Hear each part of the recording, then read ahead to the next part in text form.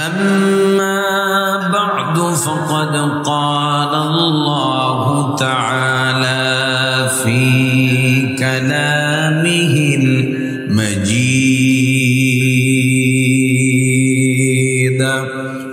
والفرقانه الحميد. أعوذ بالله من الشيطان الرجيم. بسم الله الرحمن الرحيم. إن الله وملائكته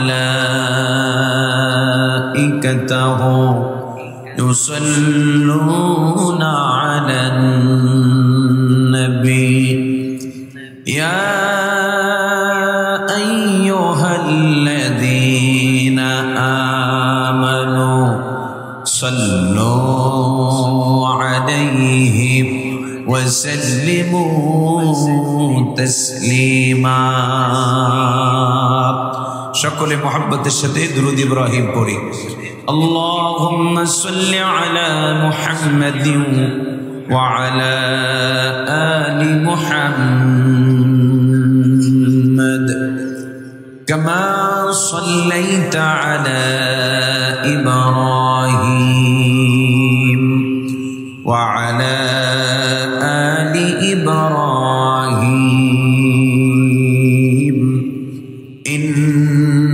إنك حميد مجيد.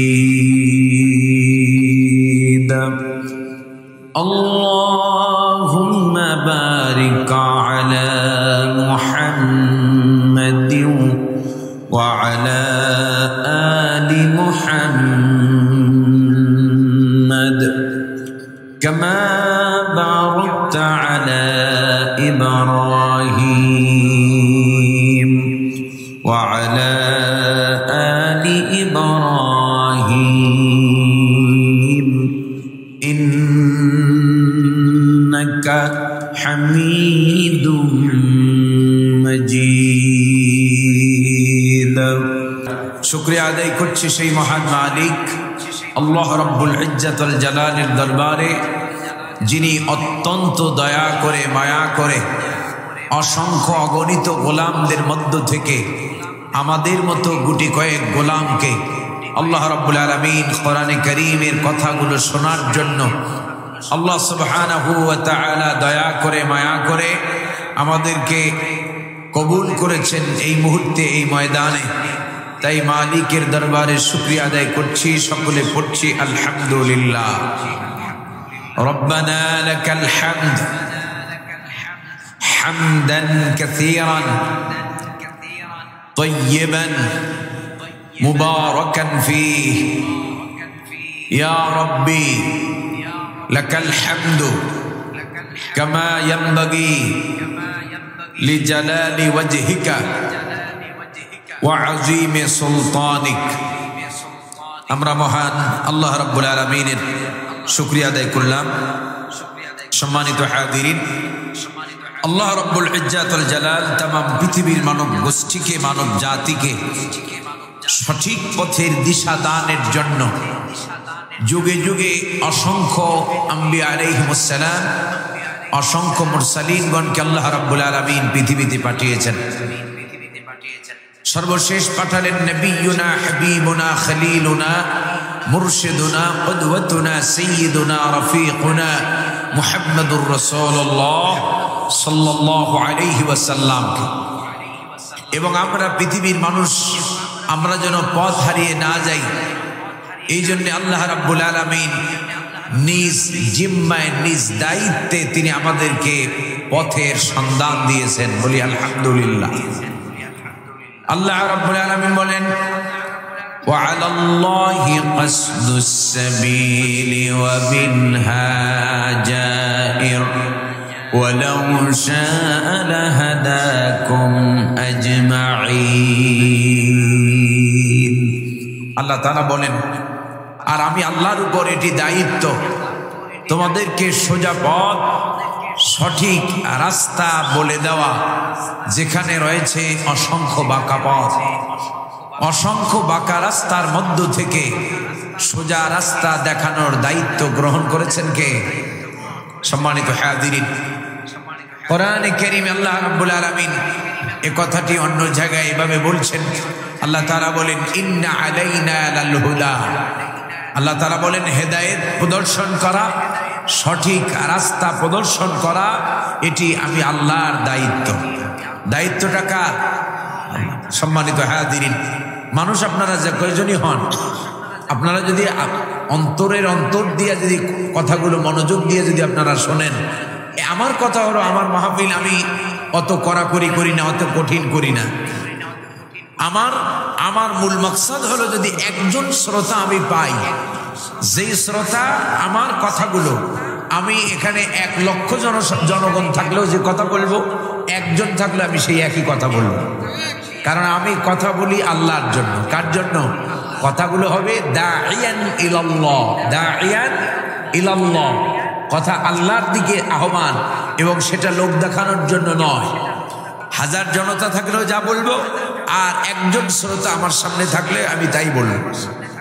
আপনাদের উচিত হবে ধৈর্য সহকারে, যেহেতু এসেছেন, আমি যতক্ষণ সময় কথা বলবো আপনারা মনোযোগ দিয়ে যদি শোনেন, আশা করা যায় আল্লাহ তাআলা আমাদেরকে এই কথার মধ্য দিয়ে আল্লাহ তাআলা আমাদের হেদায়েতের ব্যবস্থা করলেও করতে পারেন। তো সম্মানিত হাজিরিন, আল্লাহ রাব্বুল ইজ্জাত ওয়াল জালাল বিশ্বনবী মুহাম্মদুর রাসূলুল্লাহ সাল্লাল্লাহু আলাইহি ওয়াসাল্লামের মাধ্যমে রাসূলুল্লাহ সাল্লাল্লাহু আলাইহি ওয়াসাল্লামকে পাঠালেন এবং তাকে কোরআনে কারীমের মতো আযীম একখানা কিতাব দিলেন। তিনি যেন সুচারুরূপে, সুন্দরভাবে, তিনি যেন রাইট ওয়েটা, সঠিক রাস্তাটা, হেদায়েতের পথটা তিনি যেন আমাদেরকে হেদায়েতের পথে আমাদেরকে যেন চালাইতে পারেন, আমাদেরকে সঠিক পথের সন্ধান যেন তিনি দিতে পারেন। এই জন্য আল্লাহ রাব্বুল আলামিন গাইড বুক হিসেবে, হেদায়েতের অমীয় গ্রন্থ হিসেবে আল্লাহ তাআলা দিলেন তাকে কোরআনে কারীমের মতো আযীম একখানা কিতাব। আল্লাহ রাব্বুল আলামিন কিতাব দিয়ে বলছেন, ألف لام را كتاب أنزلناه إليك لتخرج الناس من الظلمات إلى النور। আল্লাহ তাআলা বলেন, আলিফ লাম রা। কোরআনে কারীমের ভিতরে এই জাতীয় যতগুলো হরফ আছে, তাহা, আলিফ লাম মিম, ইয়াসিন, এই সকল হরফগুলোকে একত্রে হুরুফে মুকাত্তাআত বা বিচ্ছিন্ন হরফ বলা হয়। এর অর্থ এবং উদ্দেশ্য, এর তাফসীর, এর অ্যানালাইসিস, এর ব্যাখ্যা এবং বিশ্লেষণ সম্পর্কে মুফাসসিরিনে কেরাম অধিকাংশ, আকসারিন মিনাল মুফাসসিরিন, অধিকাংশ মুফাসসির যেটি লিখেছেন সেটি হলো এই, আল্লাহু আ'লামু বিমুরাদি। এর অর্থ এবং ব্যাখ্যা বিশ্লেষণ সম্পর্কে আল্লাহ তাআলা ভালো জানেন। এরপরে রব্বে কারীম বলছেন সূরা ইব্রাহিম, আল্লাহ তাআলা বলেন, কিতাবুন আনজালনাহু ইলাইক, এই কিতাব আমি আপনার প্রতি নাজিল করেছি, অবতীর্ণ করেছি, রিভিল করেছি এই জন্যে যেন আপনি এই কিতাব দিয়ে লিতুখরিজান নাসা মিনাজ যুলুমাতি ইলান নূর, আপনি যেন তাম পৃথিবীর মানব গোষ্ঠীকে, মানব মণ্ডলীকে, লিন্নাস বলা হয়েছে, তাম পৃথিবীর ওয়াল humanity, a Quran for all mankinds, তাম পৃথিবীর মানব গোষ্ঠীর জন্য আল্লাহ তাআলা বলেন তাম পৃথিবীর মানব জাতিকে আপনি যেন অন্ধকার থেকে বের করে আলোর সন্ধান দিতে পারেন। কন্যা সুবহানাল্লাহ। তাম পৃথিবীর মানব গোষ্ঠীকে অন্ধকার থেকে বাঁচানোর জন্য আল্লাহ দিয়েছেন কোরআন। সম্মানিত হাজিরিন, আল্লাহ রাব্বুল আলামিন কোরআনে কারীম তাম পৃথিবীর মানুষেরা অন্ধকারের ভিতরে নিমজ্জিত হয়ে যাবে, পথ হারিয়ে থাকবে, এটা তো হতেই পারে না। আল্লাহ রাব্বুল আলামিন এই কোরআনের মাধ্যমে তিনি আমাদেরকে রাস্তা চিনিয়েছেন, সঠিক পথের দিশা দিয়েছেন। আল্লাহ রাব্বুল আলামিন বলেন, এই কোরআনকে আল্লাহ তাআলা বলছেন যিকরুল লিল আলামিন। এই কোরআন তাম তামাম পৃথিবীর মানুষ, মানব গোষ্ঠীর জন্য, তামাম পৃথিবীতে যারা মানুষ হিসেবে পরিচয় দেয়, মানুষ হিসেবে যারা কদবাচ্য, তাদের সকলের জন্য এটি একটি গাইড বুক, এটি একটি উপদেশিকা হিসেবে আমি আল্লাহ নাজিল করেছি। কন্যা সুবহানাল্লাহ। তবে এ কোরআনের উপদেশ, এ কোরআন তাদেরকেই কেবল রাস্তা দেখাবে। আল্লাহ তাআলা বলছেন কোরআনে, লিমান শাআ মিনকুম আইয়াস্তাকিম, তোমাদের মধ্য থেকে যারা সিরাতে মুস্তাকিম, সঠিক পথে, রাইট ওয়েতে যারা চলতে চায়, এ কোরআন কেবল তাদেরকেই সিরাতে মুস্তাকিমের রাস্তা দেখায়া এদেরকে জান্নাতের পথ নির্দেশ দিবে। কন্যা সুবহানাল্লাহ। সম্মানিত হাজিরিন, তো যাই হোক, আমরা শুনবো আল্লাহর কথা। আমরা শুনবো কার কথা?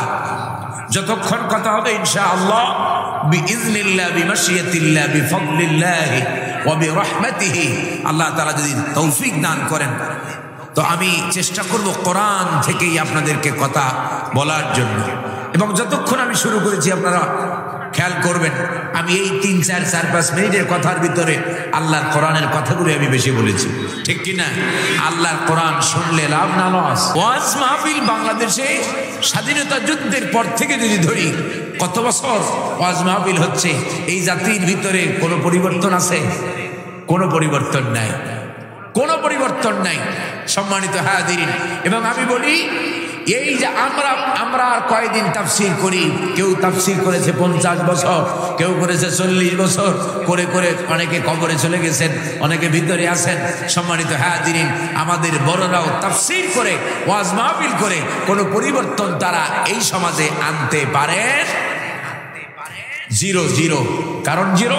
ততদিন পর্যন্ত এই জাতির পরিবর্তন ওয়াজ মাহফিল থেকে হবে না, যতদিন পর্যন্ত শ্রোতা হিসেবে সামনে বসে যারা কোরআন শোনে, তারা যতদিন পর্যন্ত না নিজেরা কোরআন পড়বে।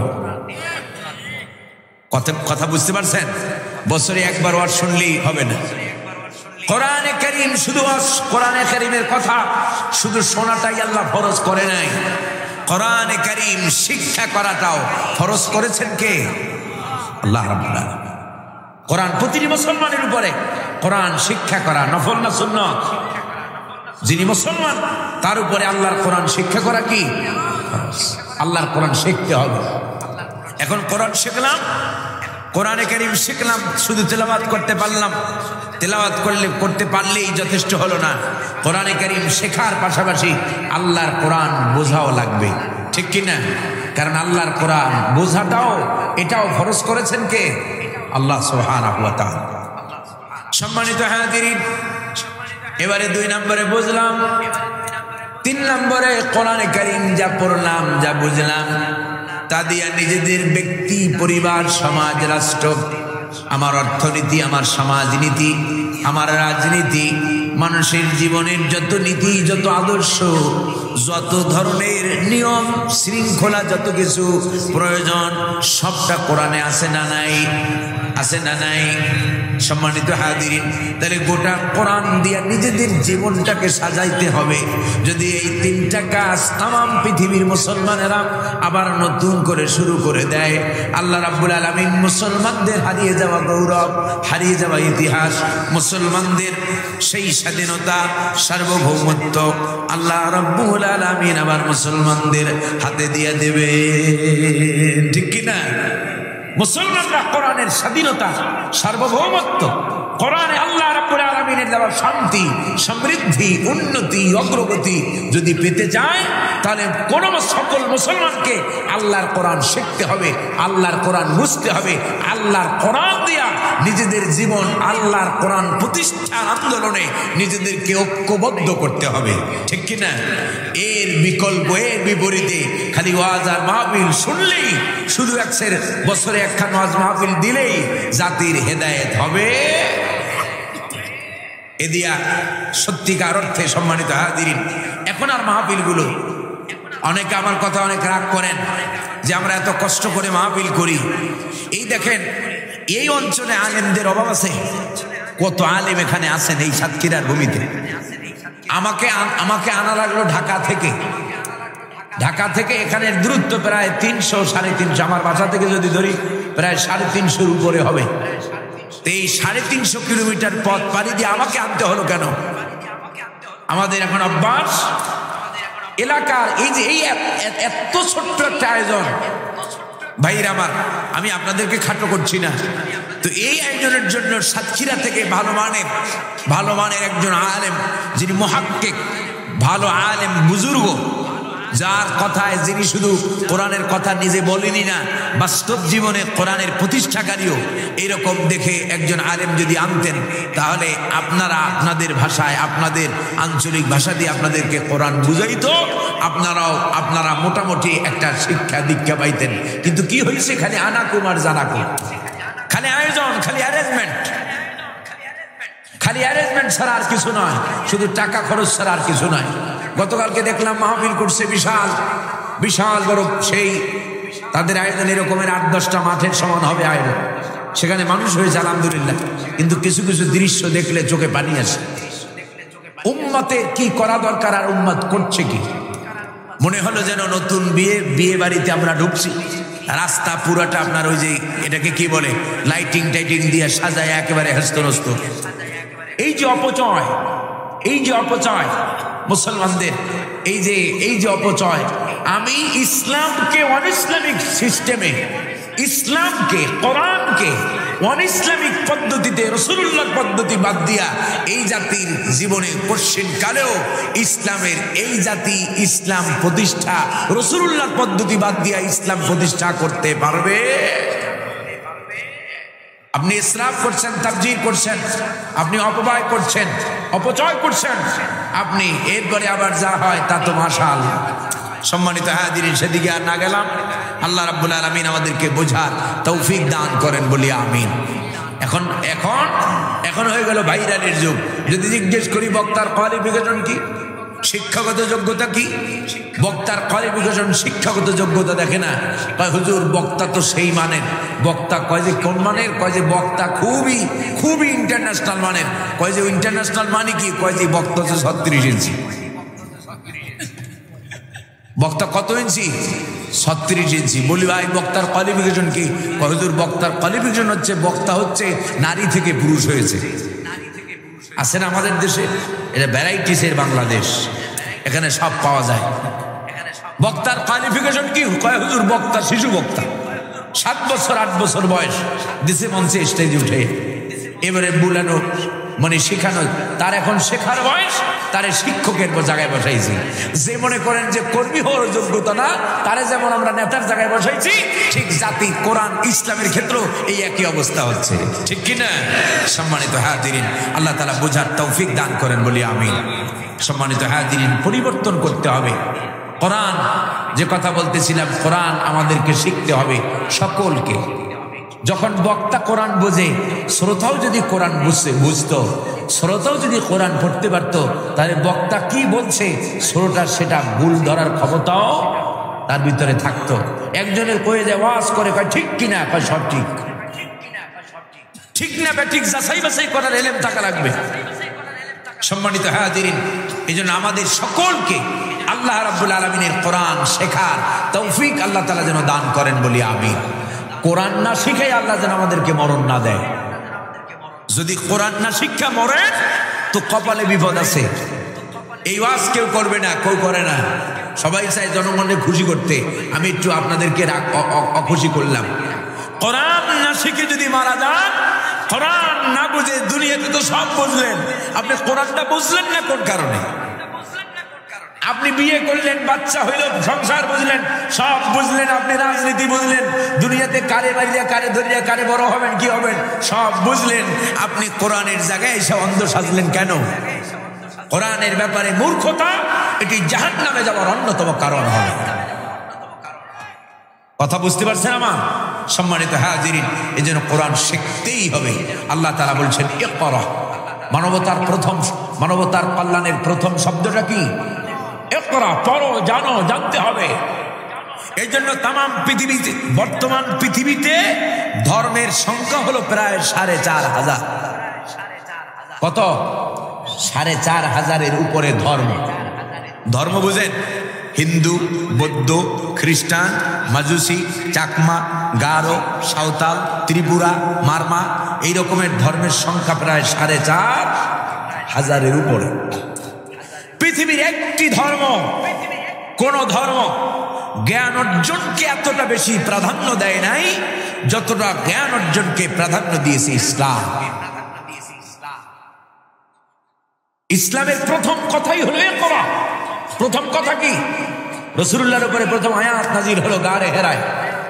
আল্লাহ রাব্বুল আলামিন প্রথম শব্দটা মানবতার কল্যাণে, প্রথম শব্দ মানবতার কল্যাণ কিসে হবে এটা যিনি আমাদেরকে বানাইছেন তিনি জানেন না? জানেন না? আল্লাহ সব চাইতে ভালো জানেন। তিনি আমাদের, যেহেতু তিনি আমাদের খালিকুনা, যেহেতু তিনি আমাদের রব্বুনা, তাই আল্লাহ রাব্বুল আলামিন প্রথম শব্দই দিলেন ইকরা, পড়ো, জানো। তুমি যদি না জানো মানবে কেমনে? এই জন্য জানাটা ফরজ করেছেন কে? আল্লাহ রাব্বুল আলামিন বলেন আল্লাযীনা আতাইনাহুমুল কিতাবা ইয়াতলুনাহু হাক্কা তিলাওয়াতি।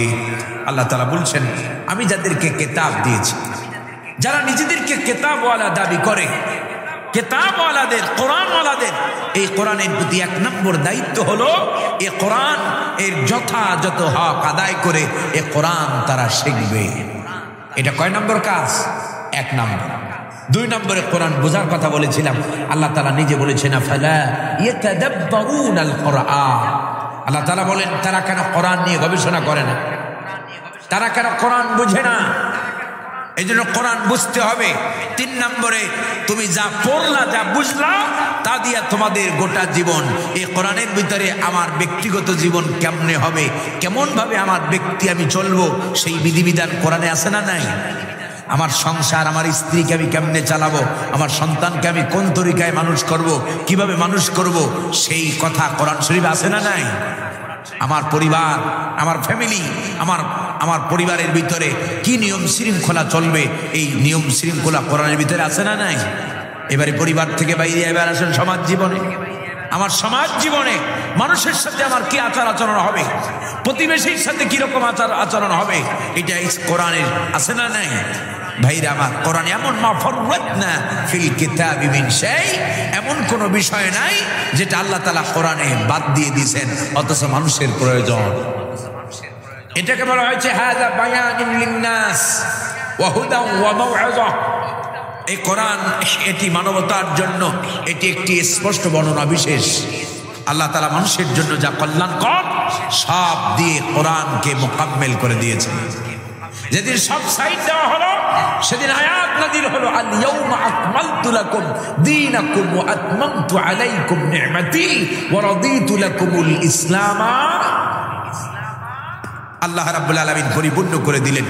এই জন্য কোরআন মুসলমানদের দায়িত্ব শুধু পড়ার বোঝা নয়, কোরআন দিয়া নিজেদের জীবন, ব্যক্তি, পরিবার, সমাজ, রাষ্ট্র, কোরআনের হুকুম আকাম সমাজে প্রতিষ্ঠা করা, এটি সকল মুসলমানের উপরে কি নবল। কোরআনের বিধান সমাজে প্রতিষ্ঠা করা কি ফরজ, ফরজে আইন। যিনি মুসলমান তাকে কোরআনের বিধান সমাজে প্রতিষ্ঠা, আন্দোলন করা, কোরআন প্রতিষ্ঠার জন্য কাজ করা, এটা ফরজ আল্লাহর পক্ষ থেকে, ঠিক কিনা? সম্মানিত হাজিরিন, এটা যদি আমরা বুঝি এবং এটা যদি আমরা করি তাহলে কোরআনে কারীম আমাদেরকে সুসংবাদ দিচ্ছে। আল্লাহ রাব্বুল আলামিন বলেন فمن تبع هداي فلا خوف عليهم ولا هم يحزنون। আল্লাহু আকবার। আল্লাহ তাআলা বলছেন ফামান তাবিআ হুদায়া, যারা এই হুদার অনুসরণ করবে, যারা এই কোরআন পড়বে, যারা এই কোরআন বুঝবে। রাসূলুল্লাহর কথা দিয়ে যদি বলি ফাহাল্লা হালালাহু ওয়া হারামা হারামা, কোরআনের হালালকে যারা হালাল বলে মানবে, কোরআন আল্লাহ তাআলা যেগুলো হারাম করেছেন সেগুলো থেকে যারা বেঁচে থাকবে, আল্লাহ তাআলা বলেন ফালা খাউফুন আলাইহিম, তাদের কোনো ভয় থাকবে, ওয়ালা হুম ইয়াহজানুন, তাদের কোনো দুশ্চিন্তাও থাকবে না। সকল ভয়, সকল দুশ্চিন্তা থেকে নাজাত দিবেন কে? আল্লাহ সুবহানাহু ওয়া তাআলা। সম্মানিত হাজিরিন, তাই আসুন আমরা শুধু ওয়াজ শুনবো না, আমরা ওয়াজ শিখবো। কোরআন শুধু শুনবো না, কোরআন আমরা নিজেরা পড়তে শিখবো। সামনে আসছে রমজান মাস, শাহরু রমাদান আল্লাযী উনজিলা ফীহিল কোরআন। রমজান মাস যেটি হলো কোরআন নাজিলের মাস, এই মাসকে সামনে রেখে আমরা প্রতিজ্ঞাবদ্ধ হই যে আমরা আল্লাহর কোরআন সবাই শেখার চেষ্টা করব। আল্লাহ তাআলা যেন আমাদেরকে তৌফিক দান করেন বলি।